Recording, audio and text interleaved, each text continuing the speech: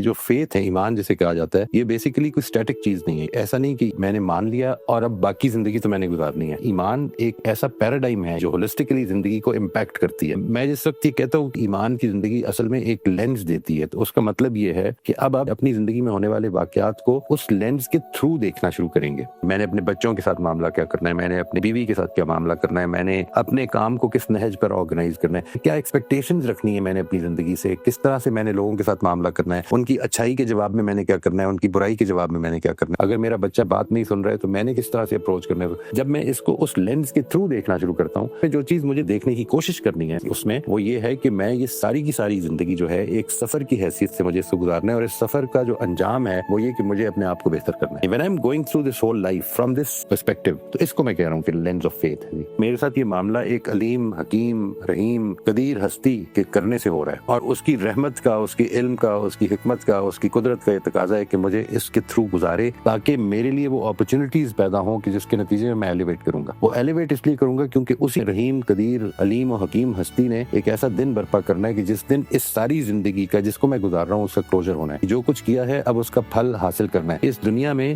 جس چیز کی کوشش کر رہا ہوں تو کئی دفعہ وہ نہیں ملتی، اور جب وہ نہیں ملتی تو ایسا لگتا ہے کہ یہ تو اصل میں بالکل اندھیر نگری. میری اولاد ہوتی ہے، بڑی دعائیں کر کے، بڑی کوشش کر کے، بڑے علاج کروا کے ہم بچہ پیدا کر لیتے ہیں، اور پتہ ہی چلتا ہے کہ 3 سال کے بعد اس سے محروم ہو جاتے ہیں. این اس وقت جب ہم اس کی کمپنی کو انجوائے کرنے لگتے ہیں، اور اس وقت تو اس دنیا سے رخصت ہو جاتا ہے. یہ جو اس طرح کے ایسپیکٹس ہیں زندگی کے، they don't make sense at all, and especially they don't make sense جس وقت آپ یہ دیکھتے ہیں کہ زندگی کو کتنی شاندار طریقے سے ارینج کیا ہوا ہے. how beautifully the whole stage has been set to create life. پورے کا پورا یہ اسٹیج جو ہے جو سیٹ ہوا ہے اس دنیا کا، اس میں زندگی اس طرح سے مجھے کنٹریبیوٹ کر رہی ہے کہ میری I am the only species جو اس دنیا میں کوئی کنٹریبیوشن نہیں رکھتا. ہر چیز جو اس دنیا میں موجود ہے وہ کسی نہ کسی پہلو سے یا فوڈ چین کو یا ایکولوجی کو کنٹریبیوٹ کر رہی ہے تاکہ میں وجود میں آؤں. ہر چیز جو ہے اس کائنات کی وہ کسی نہ کسی پہلو سے میری زندگی کی بقا کو کنٹریبیوٹ کر رہی ہے سوائے میرے. اور دوسری طرف پرابلم یہ ہے، میں جو چاہتا ہوں، جس کی محنت کر رہا ہوتا ہوں، جس کے لیے پوری جدوجہد لگا، پوری دیانتداری سے کوشش کر رہا ہوتا ہوں، وہ ملتی بھی اور نہیں بھی ملتی ہے، اور مل بھی جائے تو کئی دفعہ چھن جاتی ہے.